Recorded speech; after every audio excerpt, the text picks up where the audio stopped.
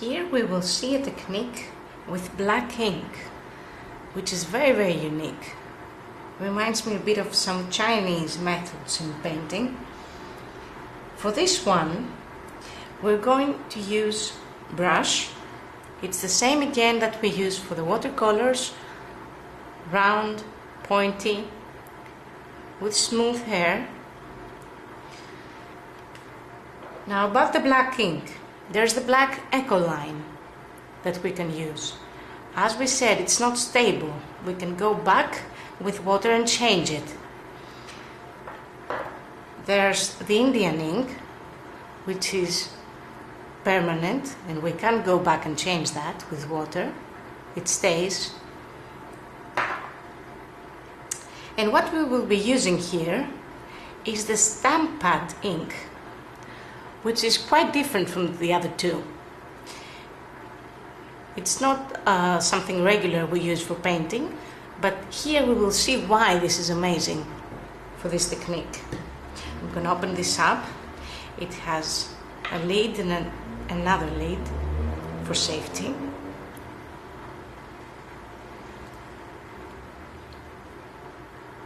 Okay.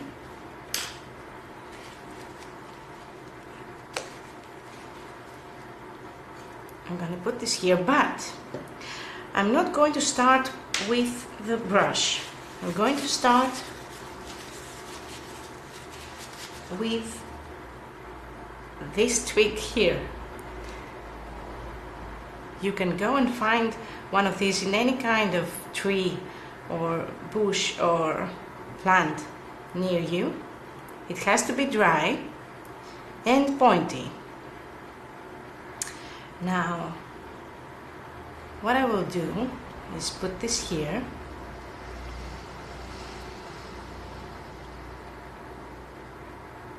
Take some ink and draw. I can change the intensity by pressing it more.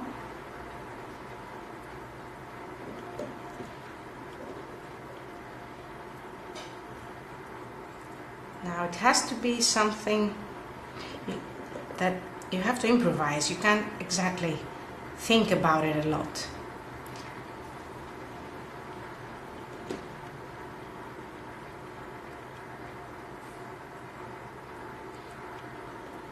So what I'm going to do is a simple landscape here. Some mountains in the back.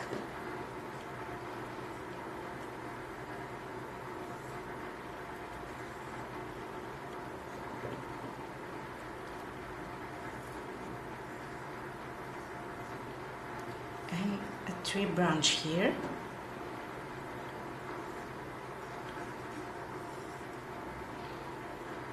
You can see how wonderfully you can draw with a twig.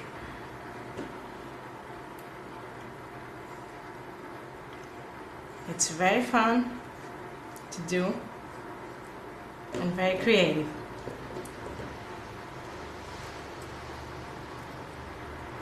I'm going to do some shading here.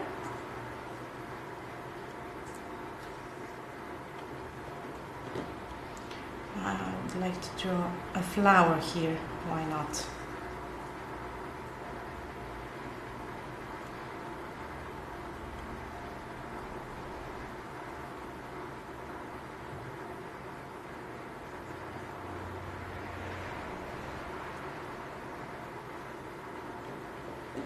So maybe a flower here.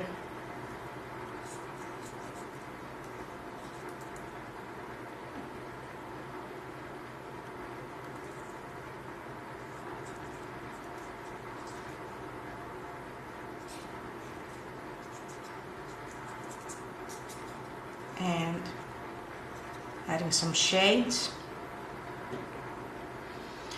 I'll put a leaf here.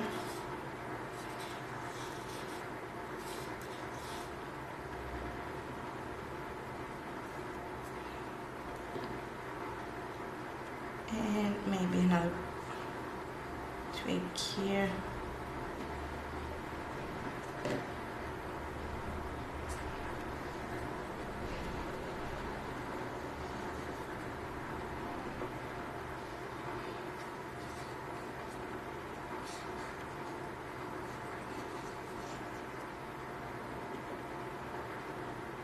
Every line here is valuable. You will see why. We will use all of them in one way or another.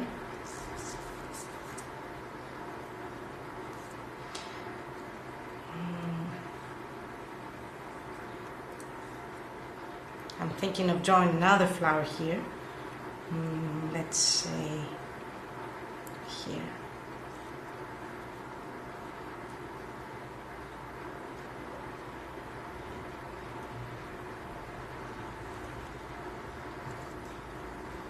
Now this could be a completely abstract drawing. It doesn't have to be something recognizable. What we're interested in is the technique.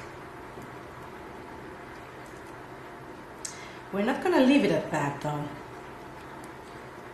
We're going to use the brush after this point.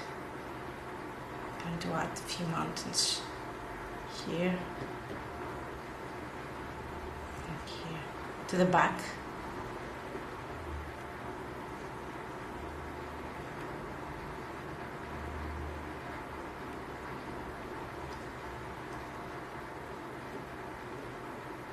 And a few leaves.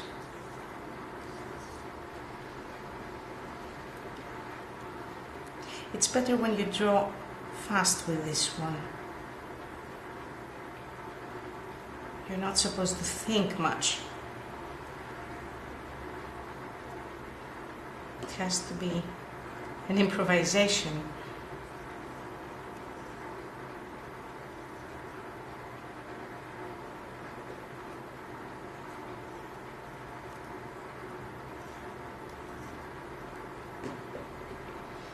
I'm filling the background, as you can see, because we're going to play with the background now. Now, ideally, this thing has to dry a bit before I get the brush to go on. But I want to hurry things up now a bit.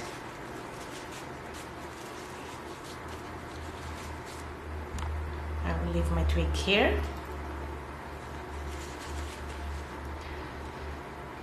Don't forget to put the lid back because it dries really fast. So now I'm going to use this brush.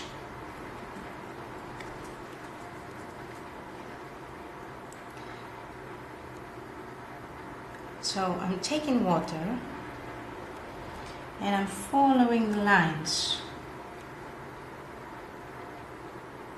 and see what happens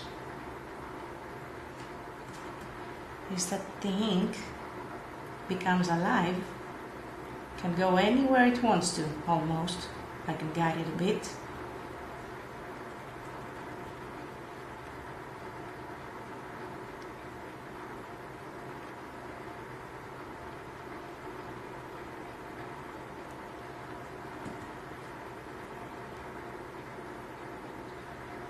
Now, we want to leave it like that to see what happens when it dries. The ink has its own will right now.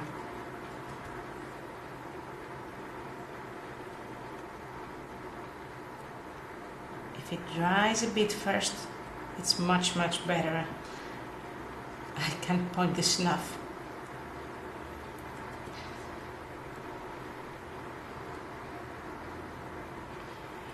I dropped a bit here, it's okay, we can go there and pick it up.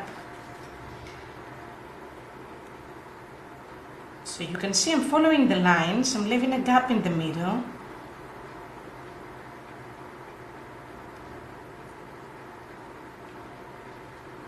And then my last move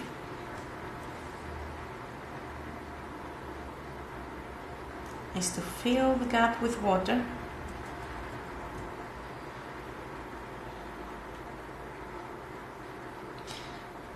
Like this. For this technique you can use any kind of paper because it doesn't have to be very thick.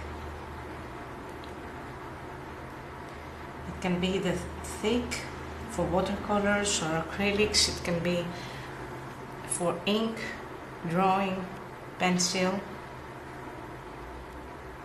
Any kind of paper is good for this.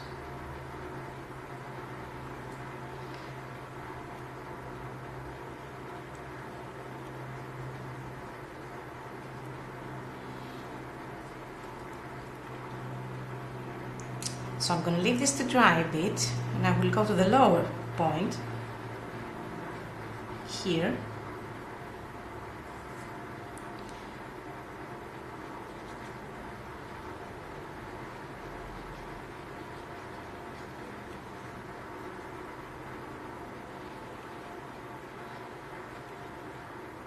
And what I'm doing is going around my drawing, and in this way it stands out wonderfully.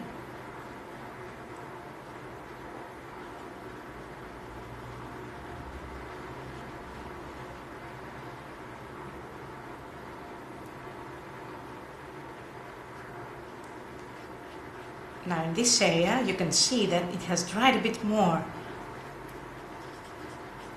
so the ink reacts more beautifully to the water and the brush.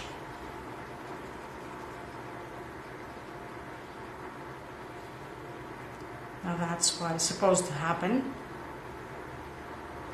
It spreads out.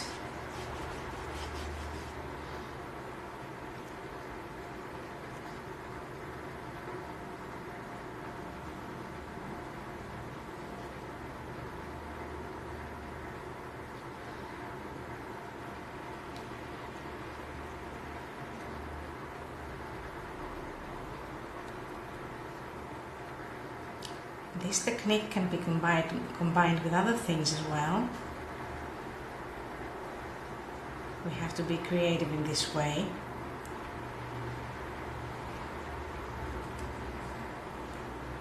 And of course the drawing should be of your own style.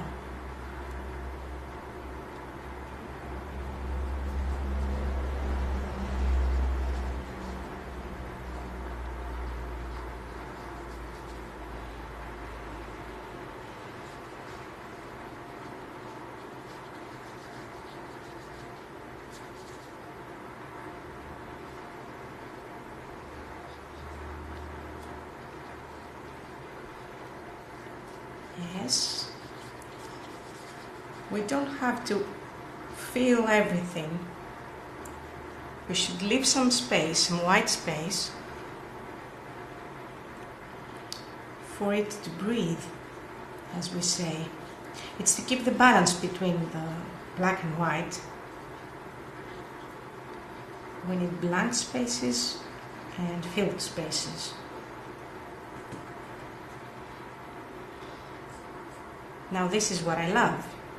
The black ink gathers in some spots, and they would become the darkest ones after it dries.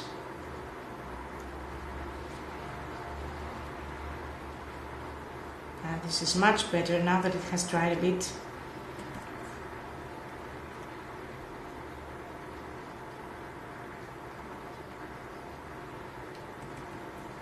What I'm doing is washing off my brush, taking clean water. I'm not just adding water, I'm washing off the excess of ink.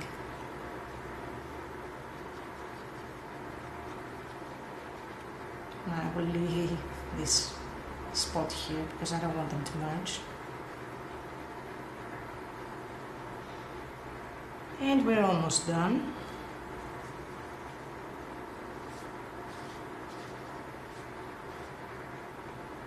Wonderful.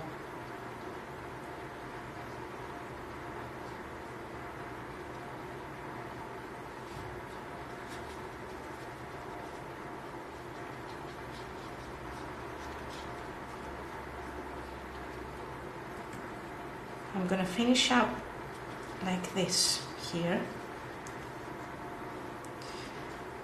to create a fade out. Oops. As I said, it has its own wheel. And we're done.